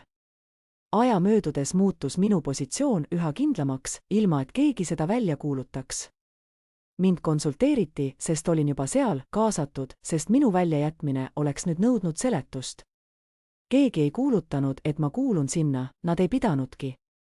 Väljakutse puudumine oli piisav, koht, mida ma hõivasin, ei olnud enam ajutine. See ei olnud antud, vaid võetud. Järgnenud taipamine oli vaikne, kuid otsustav. Ma ei vajanud rahva hulka, üks inimene, kes valis õigel hetkel ühtekuuluvuse, muutis tasakaalu rohkem kui terve tuba ettevaatlikke neutraalsusi kunagi oleks suutnud. Matemaatika oli lihtne, 10 inimest, kes valisid turvalisuse, ei suutnud kaaluda ühte inimest, kes oli valmis seisma seal, kus see tõeliselt loeb. Päeva lõpuks ei olnud midagi dramaatilist juhtunud, ei leppimisi, ei kuulutusi, kuid ebamugavustunne, mis oli mind saatnud pärast reetmist, oli kadunud. Selle asemel oli midagi kindlamat ja vastupidavamat. Ma teadsin, kus ma istusin. Ma teadsin, et mu nimi kuulus sinna ja ma teadsin, et minu eemaldamine nõuaks nüüd kavatsust. Ma ei olnud päästetud, ma ei olnud lunastatud, ma olin lihtsalt seal ja seekord oli keegi otsustanud mitte minema jalutada. Muutus ei kuulutanud end välja, see sisenes vaikselt, nagu mööbel, mida oli ümber paigutatud, kui ma ei vaadanud, piisavalt õrn, et keegi ei saaks näidata ühte hetke, mil see juhtus, kuid piisavalt kindel, et kõik kohandasid oma samme selle ümber. Pärast kõike, mis oli toimunud enne, ei olnud ma enam puuduv. Inimesed astusid üle minu nime, mis ilmus sinna, kuhu see pidi kuuluma, ei olnud esile toodud, ei olnud alla joonitud, lihtsalt kohal. Inimesed hakkasid mu arvamust mööda minnes küsima, mitte pidulikult, mitte alandlikult, vaid eeldades, et mu vastus kuulus ruumi. Siis taipasin, et jõud ei tule alati koos lubadega, mõnikord tuleb see lihtsalt seetõttu, et keegi ei viitsi küsida, miks sa juba seal oled. Mina ei olnud soositud, ma ei olnud kaitstud, pigem tundus tähelepanu utilitaarne, nagu oleksin muutunud tööriistaks, mida inimesed olid valmis kasutama, sest see toimis. See oli piisav. Olin liiga kaua eksinud, arvestades soojust turvalisusega. See oli erinev, see oli struktuurne. Ma ei tundnud end tähistatud, kuid tundsin end kindlalt paigal ja see stabiilsus muutis seda, kuidas ma end kandsin. Rääkisin vähem, valisin sõnu ettevaatlikumalt ja lõpetasin proovimast ennustada, mida teised minult soovivad. Maa mu jalgade all ei tundunud enam laenatud. Uus konflikt ilmus ilma draamata, professionaalsuse ja viisakate vältimiste mähkme sees. Oli otsus, mis tuli teha, otsus, millel olid reaalsed tagajärjed ja mis ei olnud puhas. Käesolev päev oli nagu iga teine, kuid toas valitses õhkkond, mis oli kergelt pingeline. Arutelu, mis algas märkamatult, hakkas varsti tuure koguma, kui kõik osalejad üritasid teema ümber ringi liikuda, nagu oleks tegemist kuuma kartuliga. Vastutus, mis peaks olema jagatud, jäi igas suunas liikumas, kuid mitte kunagi tõeliselt käes. Risk hõljus õhus, nagu väike must pilv, mida kõik nägid, kuid keegi ei julgenud selle läheneda. Ma olin tunnistajaks, kuidas inimesed, kes varem rääkisid enesekindlalt, hakkasid nüüd tagasi tõmbuma, varjates end ettevaatlikkuse taha. Nad kaitsesid enda mugavaid reputatsioone, nagu oleksid nad üheskoos rikkaid maale joonistanud. Linda, kes seisis nagu kalju, jäi tähelepanu keskpunkti. Tema neutraliteet oli peaaegu silmatorkav, ta rääkis just piisavalt, et näida kaasatud, kuid mitte kunagi liiga lähedal probleemile, hoides oma strateegilist distantsi. See oli käitumine, mida olin õppinud aastate jooksul jälgides, kuidas teised valisid turvalisuse üle substantsi. Mis mind üllatas, ei olnud mitte niivõrd tema vältimine, vaid see, kui vähe see mind puudutas. Ma ei oodanud enam tema heakskiitu ega tema eksimust. Ma jälgisin avatud ruumi, mille ta oli jätnud. Sel hetkel taipasin, et see kõhklus laua ümber ei tulenenud mitte ebakindlusest, vaid karistuse kartusest. Kõik soovivad tulemust, kuid ilma, et peaksid end paljastama, edu, kuid ilma allkirjata. Just see vahe, vajaduse ja valmisoleku vahel, oli koht, kus võimalused elasid. Ma tundsin, kuidas see selgus minusse laskus, mitte kui elevus, vaid kui arusaam. Kui ma astun edasi, ei tule sugugi aplausi ega toetust. Kui ma ei astu, kinnitan seda, mida mõned ikka veel kahtlustavad, et ma kuulun vaid siis, kui tingimused on pehmed. Ma ei palunud luba, ei kujundanud oma valikut kui julgust või vajadust, ma lihtsalt ütlesin välja, et panen oma nime sellele. Sõnad ei kajanud, nad ei pidanudki. Tuba kohandasin end taas, seekord juba märgatavamalt. Keegi ei vaielnud vastu, keegi ei söandanud kiiresti abi pakkuda. Mõned näod näitasid üllatust, teised kergendust. Vastutus leidis endale peremehe ja see üksi oli piisav, et muuta atmosfääri. Oluline polnud see, et ma vabatahtlikult astusin, vaid see, et tegin seda ilma seletuseta. Sellest hetkest alates liikus töö teistmoodi. Ma ei teinud suuri muudatusi ega suurte žestide läbi. Ma tegin väikeseid kohandusi, mis nihutasid rõhku ja muutis prioriteete. Need muutused olid piisavalt peened, et näida protseduurilised, kuid teravad piisavalt, et tulemusi mõjutada. Ma järgisin reegleid täpselt, mis tegi minu otsuste vaidlustamise võimatuks, ilma et vaidlustaks struktuuri ennast. Mõned inimesed kaotasid eeliseid, millele nad olid seni toetunud, kasu, mis polnud kunagi garanteeritud, kuid mida pikka aega polnud vaidlustatud. Neilt ei võetud midagi otse, lihtsalt voolamine nende suunas peatus. Mõju oli kohene ja rahutuks tegev. Vestlused vaibusid, kui ma toas ilmusin, mitte kartusest, vaid ümberkalibreerimisest. Inimesed jälgisid tähelepanelikumalt, kaalusid oma sõnu, kohandasid oma strateegiaid. Linda leidis end aruteludest välistatuna, kus ta varem domineeris. Kohtumised liikusid edasi ilma tema panuseta, mitte karistusena, vaid efektiivsuse nimel. Ei olnud ametlikku allakäiku, ei olnud silmatorkavat vastuseisu, vaid järjepidev vaikus, mis rääkis valjemini, kui ükski süüdistus oleks võinud. Oli hetki, mil ma tajusin, et vaikimine on tihti kõige valjem reaktsioon. Süsteemid, milles me elame, paljastavad truuduse läbi inertsi, kui momentum muutub, jäävad need, kes sellele toetuvad, liikumatuks. Ma ei pidanud vaatama, kuidas keegi kukub, et tunnetada tasakaalu muutumist. Olin tajunud, kuidas otsused langetatakse ilma vaidluseta ja mu nimi hakkas omama kaalu, mille kaitsmiseks polnud enam tarvis vaeva näha. Esmakordselt sain aru, et kätte maksmine ei nõua alati silmitsi seismist või tõstetud häält. Mõnikord seisneb see lihtsalt sõltuvuse eemaldamises. Kunagi arvasin, et kellelegi valu tekitamine, nagu nad olid mulle teinud, on tasakaalu saavutamise punkt. Nüüd mõistsin, et tõeline jõud peitub selles, et ma ei vaja neid enam üldse. Sõltumatuse puudumine tegi rohkem kahju, kui ükski vaidlus kunagi suutis. Mees, kes esmakordselt pakkus mulle struktuuri, ütles sellel perioodil vähe. Tema kohalolek oli stabiilne, jälgides mind tähelepanelikult, nagu jälgiks ta protsessi, mis iseenesest lõpule jõudis, mitte ei juhtinud seda. Kui ta lõpuks rääkis, andis ta mulle lisavolitusi ilma lisakommentaarideta. See oli vaikne tunnustus, et koht, mille ma olin endale võtnud, ei olnud enam ajutine. Teised märkasid, et kord, mille nad olid endale oletanud, muutub harjumuse tugevdamisega jäävaks. Ma ei tundnud vajadust end õigustada. Soov olla mõistetud ja parandada vale arusaamu kadus, kui mu positsioon kindlustus. Olin liiga kaua veetnud oma elu selgitades end neile, kes olid juba otsustanud, kes ma olen. Nüüd tundus selgitamine tarbetu, lausa koormav. Mõistmine oli valikuline, kuid asjakohasus mitte. Ma valisin asjakohasuse igas olukorras. Aja jooksul oli kord piisavalt muutunud, et keegi ei kahtlenud, kus ma seisan. Mul oli koht, mis ei olnud pakutud ega kaitstud, see lihtsalt eksisteeris. Mul oli õigus otsustada mitte privileegina, vaid funktsioonina. Need, kes varem keskel hõljusid, leidsid end hoopis orbiidilt, teadmata, millal muutus toimus, kuid ei suutnud seda tagasi pöörata. Nende segaduses ei olnud rahuldust, vaid kinnitust, et süsteem tunnustas nüüd seda, mida varem ei olnud. Ma ei tundnud end võitjana, vaid rahus. Kaos, mis kunagi määratles mu koha maailmas, oli andnud teed millelegi vaiksemale ja vastupidavamale. Ma ei olnud ajutine lahendus. Ma olin osa struktuurist ja see tõde ei sõltunud kellegi heakskiidust. Kord oli rajatud mitte jõu või vaidluse, vaid kohaloleku ja järjepidevuse kaudu. Ja esmakordselt teadsin, et see hoiab endas jõudu.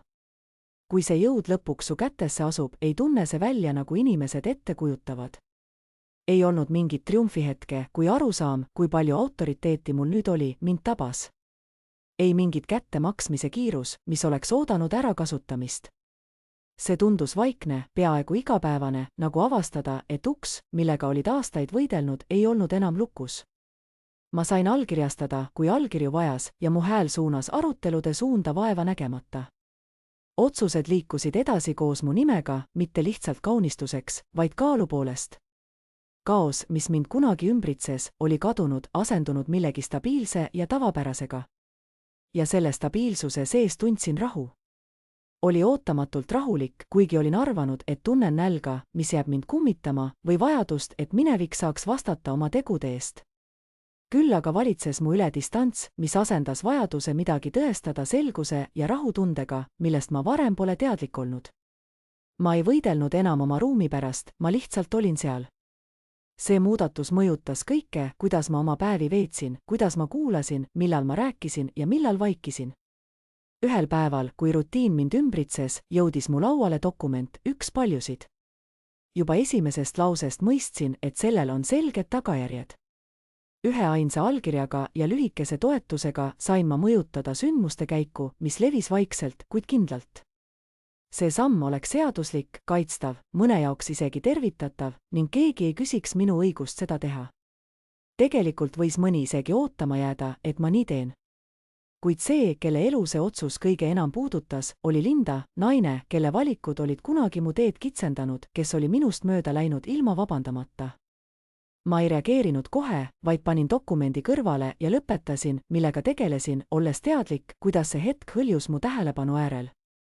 Valik ei hirmutanud mind, vaid intrigeeris, mitte sellepärast, mida see temaga teeks, vaid selle tõttu, mida see minult küsis. See hetk oli just see, millest inimesed räägivad, kui juttu on õiglusest ja tasakaalu taastamisest. Olin valmis raamima seda tegevust kui vältimatut, isegi õiget.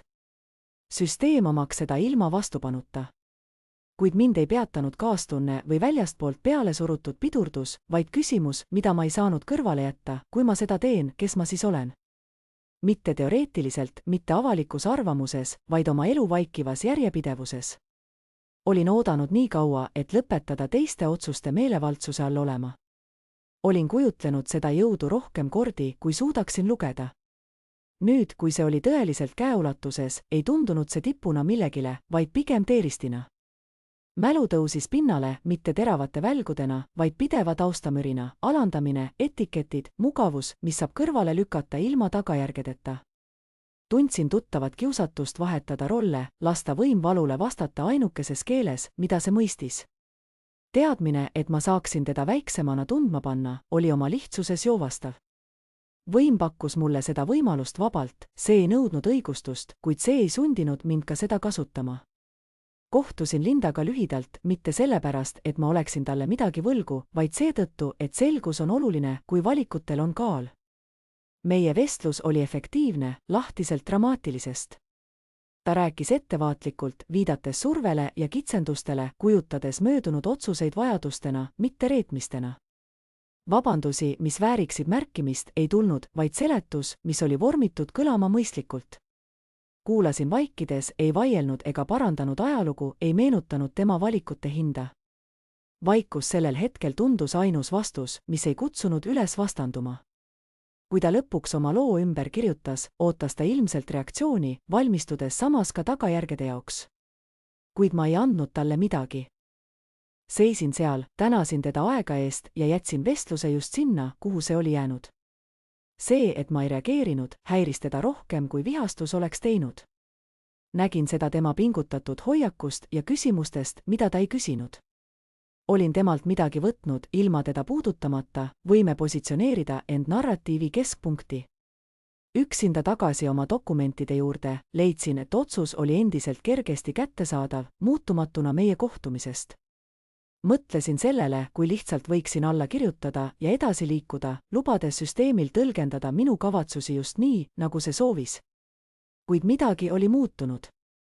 Soov sekkuda tundus nüüd raskem, mitte seetõttu, et see oleks vale, vaid kuna see seoks mind versiooniga endast, mida ma enam ei vajanud. Olin liiga palju aastaid reageerinud, määratledes end kahju vastandina.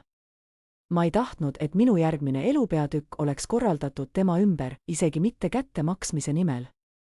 Seetõttu ei teinud ma midagi. Ma ei lisanud oma nime, ei teinud ühtegi kõnet. Astusin protsessis täielikult eemale, lastes sellel jätkata oma rada. Tulemus arenes välja just nii, nagu see alati oli, laiemate jõudude ja vaiksete arvutuste mõjul. Linda kaotas igal juhul mõju, tema positsioon erosioonis mehhanismide tõttu, mis pole minuga seotud.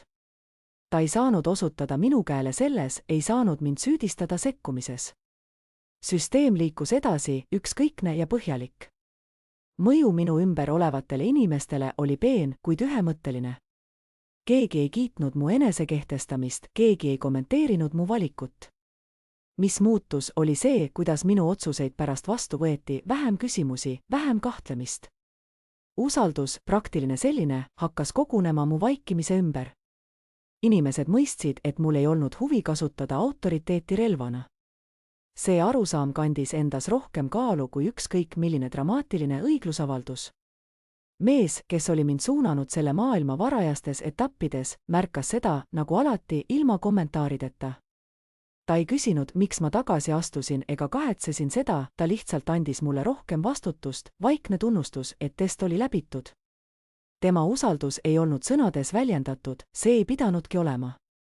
Töö ise oli see, mis andis kinnitust, vaikne kokkulepe, et olen valmis hoidma seda, mis mulle antud, ilma et see mind määratleks. Mõtlesin, kui erinev see hetk tundus võrreldes nendega, mida olin kujutanud ette oma halvimatel öödel.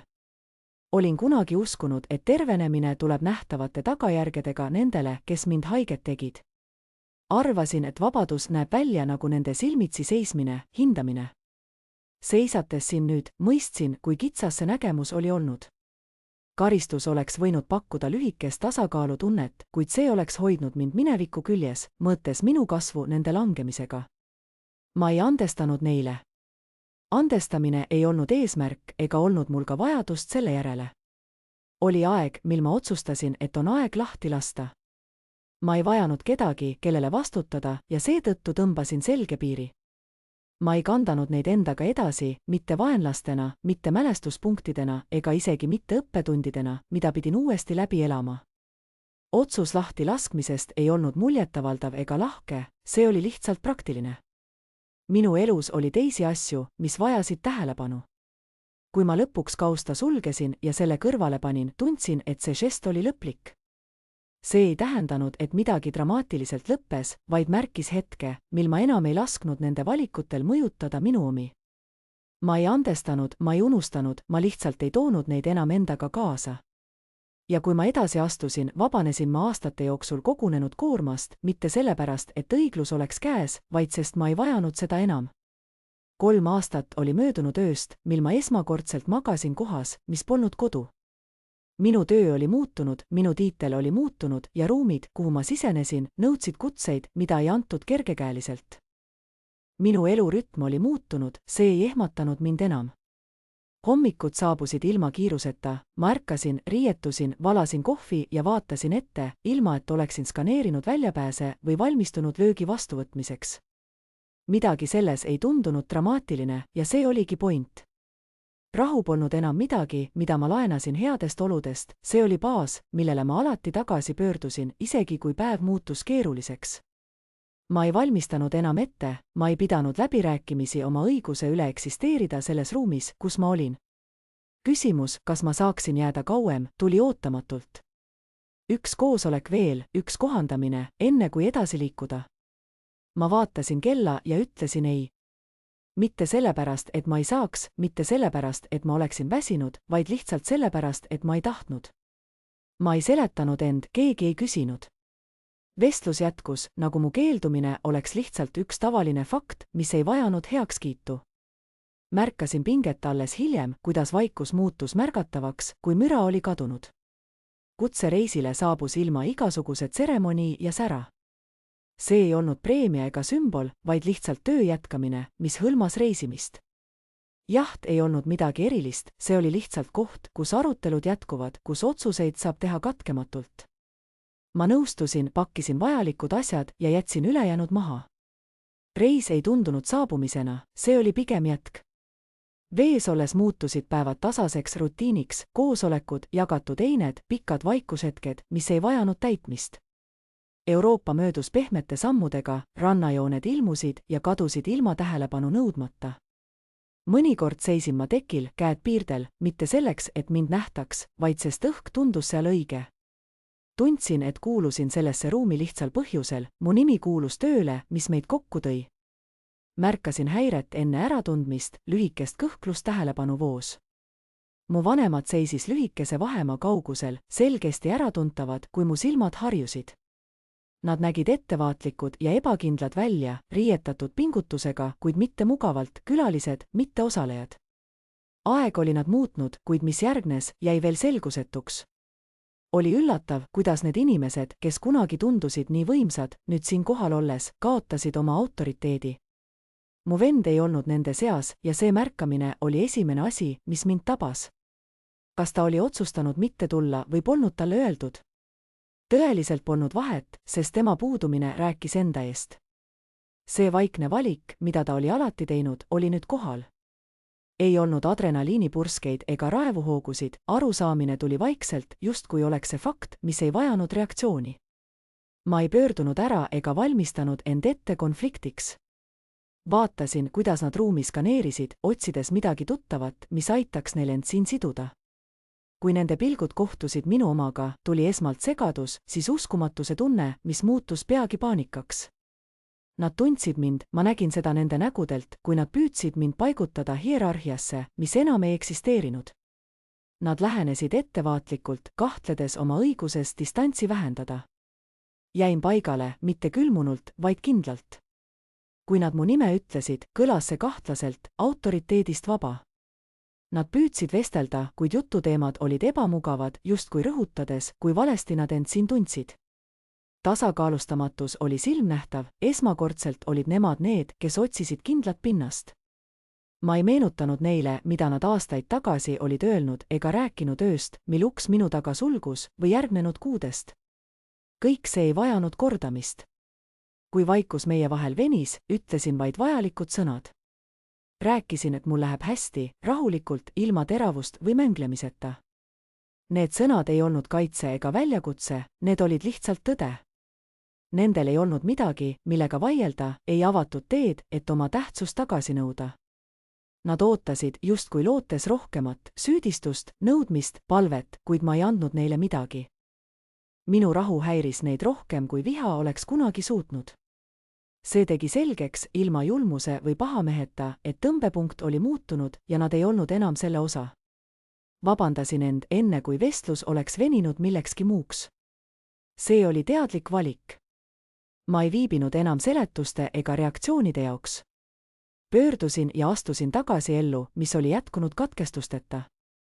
See liikumine tundus lõplik, mitte dramaatiline, vaid kindel. Ma ei vaadanud tagasi. Meie ümber maailm jätkas oma kulgu, vestlused taastusid, naer tõusis ja langes. Jaht liikus kindlalt edasi, keegi ei peatunud, et vaadata, keegi ei spekuleerinud.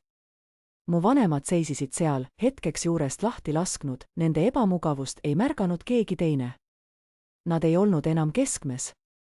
Hiljem, üksi, asetus kohtumise kaal õrnalt mu südamele. Ma ei tundnud end triumfeerivana või õigustatud. See, mida ma tundsin, oli ruum. Haav, mis oli vorminud nii palju mu elust, oli lõdvemaks muutunud, mitte sellepärast, et see oleks käsitlemisele läinud, vaid sest see ei suunanud enam mu liikumist. Mul ei olnud vaja tõestada, et ma väärin eksisteerida, ma olin lihtsalt elanud ja see oli piisav. Sõnad, vigad kerkis hetkeks esile, justkui kajades nagu otsus, kuid nüüd tundus see väiksem, selgelt seotud nende hirmudega, mitte mu reaalsusega. Ma ei pidanud minevikku ümber kirjutama, ma lihtsalt lõpetasin selle endaga kaasas kandmise. Perekond, kelle tähendus mulle selgus, ei sõltunud verest ega lähedusest. See määratleti kohalolekuga, kellel on julgust jääda, kui jäämine tähendab ohverdusi. Need, kes olid minu kõrval seisnud ilma seletusi nõudmata, olid need, kellel tõeliselt tähendus oli. Ülejäänud kuulusid peatükki, mis oli juba suletud. Õhtu hämardudes naasin tööle, kohtadesse, kus vestlusi ei varjutanud konteksti või vabanduse vajadus. Minu nimi kandis siin kaalu, mille olin saanud järjepidevusest, mitte pärandist. Minu lugu ei olnud lõppenud vastasseisus, see oli jätkunud. Ma ei olnud enam see inimene, keda nad olid tagasi lükanud. Ma ei vajanud nende mõistmist, et edasi liikuda. Ma ei vajanud nende kahetsust, et end täiuslikuna tunda.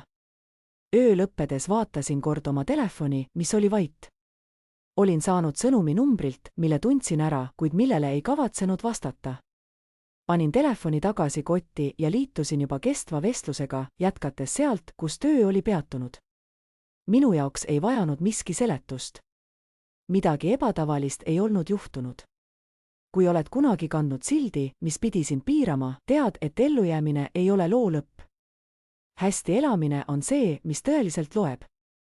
Ja mõnikord näeb hästi elamine välja väga väike, valida, kus seista, valida, millal lahkuda, valida, kas vastata või mitte. Kui sa oled siiani siin, kui sa ikkagi valid jätkamist, jäta endast maha märge, mitte minu jaoks, vaid enda jaoks, tõendina, et sa ei vaja enam luba eksisteerida.